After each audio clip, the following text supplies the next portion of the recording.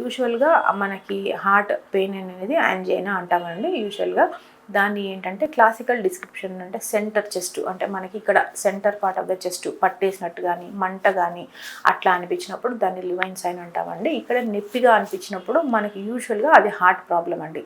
మనము ఏదో గ్యాస్ నొప్పి కదా అని అట్లా లైట్ తీసుకోకూడదు.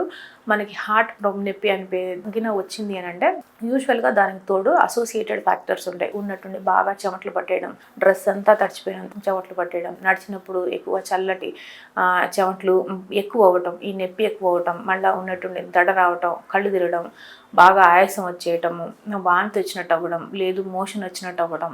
సో ఇవన్నీ జరుగుతాయండి. యాంజైనా అంటే హార్ట్ అటాక్ కింద వచ్చిందంటే యూజువల్గా ఇవన్నీ సైన్స్ ఉంటాయి. మళ్ళీ రేడియేషన్ అంటాం, అంటే రెండు చేతులకు గొంతుకు కానీ మెడకి కానీ వెనకాల వీపులోకి కానీ నొప్పి రేడియేట్ అవుతుంది, అంటే అక్కడ నుంచి ఇంకొక దగ్గరికి వెళ్తుంది. అప్పుడు మనకి యూజువల్గా ఇది హార్ట్ పెయిన్ అనేది మనం తెలుసుకోవాలి.